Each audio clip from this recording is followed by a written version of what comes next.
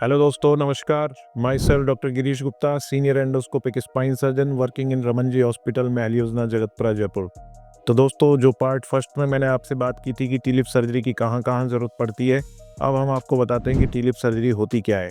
तो TLIF surgery basically trans lumbar interbody fusion, यानी कि हमको दो गुटकों को फ्यूज़ करना है। इंटरबॉडी मीन्स कि ये दो गुटकों की बॉडी है, इनको फ्यूज़ करना है। तो जैसा मैंने आपको प्रीवियस वीडियो में बताया कि कई बार ये जैकअप हमको करना होता है। तो दोस्तों, बेसिकली इसके अंदर क्या होता है कि हमें पहले तो इस तरह के कुछ स्क्रूज डालने होते हैं। यदि सपोज़ कीजिए हमें इन दो वर्टिब्रीज के अंदर टी-लिप करना है, तो दो स्क्रू इस तरफ जाएंगे, दो स्क्रू इस तरफ जाएंगे। स्क्रू को हमको रॉड से बांधना होता है।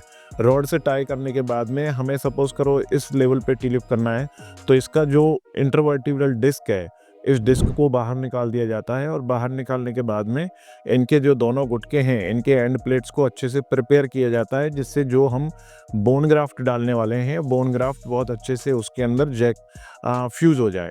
तो दोस्तों, इसको जैकअप करने के लिए इसके लिए कुछ केजेज़ आते हैं और केजेज़ डिफरेंट टाइप्स के होते हैं। टाइटेनियम केज भी होते हैं, पीक केज भी होते हैं। टाइटेनियम केज इस तरह के केज होते हैं जो हमको एक्सरे में दिखाई देते हैं, और पीक केज इस तरह के केज होते हैं जो आप उनको कह सकते हो कि वो एक हड्डी की तरह ही होते हैं, जो कि हमें एक्सरे में अलग से आइडेंटिफाई नहीं होते हैं। तो बेहतर केज जो होता है वो हमेशा पीक केज होता है, और उस केज के अंदर हमें बोन्स के पीसेज डालने होते हैं, बोन ग्राफ्ट डालते हैं, और बोन ग्राफ्ट डालने के बाद में हम उसको डिस्क निकालने की जगह पर उसको प्लेसमेंट कर दिया जाता है, और लास्ट में उसको कंप्रेस भी कर दिया जाता है। तो दोस्तों, ये जो सर्जरी होती है आजकल, ये मिनिमल इन्वेजिव और इवन एंडोस्कोपिक भी होने लगी है। तो सबसे मिनिमल बेस्ट इन्वेजिव सर्जरी जो होती है वो होती है एंडोस्कोपिक स्पाइन सर्जरी, जिसमें कि आपको कहीं कोई कट लगाने की ज़रूरत नहीं होती है। 4 स्मॉल कट्स लगते हैं जहाँ से हमें स्क्रू डालने होते हैं, और साइड से आपके, जैसे मेरे आपके वीडियोज़ में, मेरे प्रीवियस वीडियोज़ में देखा होगा कि ट्रांसफोरामिनल एंडोस्कोपिक सर्जरी किस तरह से की जाती हैं।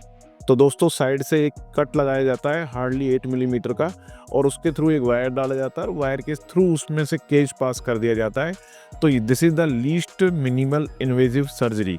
इसके अंदर कोई इंसिजन्स इस तरह के नहीं लगते हैं कि आपके किसी तरह का कोई मसल्स को कट कर दिया जाए या बोन को कट कर दिया जाए।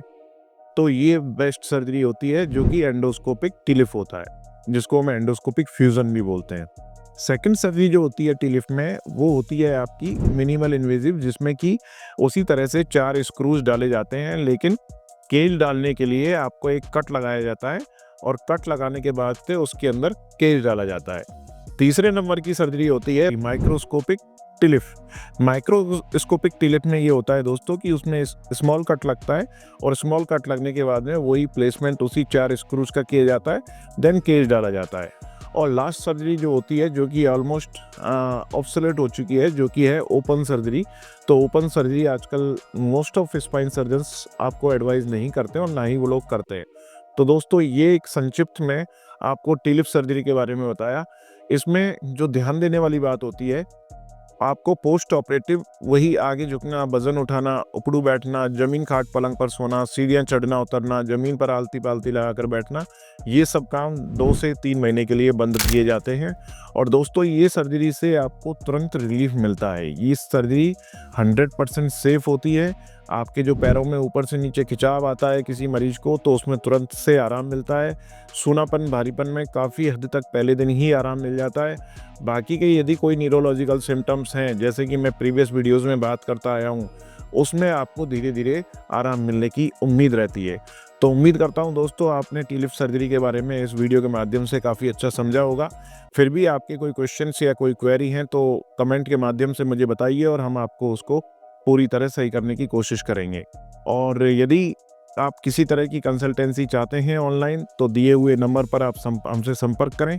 उसमें आपको प्रॉपर गाइडेंस किया जाएगा कि आप ऑनलाइन कंसल्टेंसी किस तरह से ले सकते हैं। धन्यवाद दोस्तों।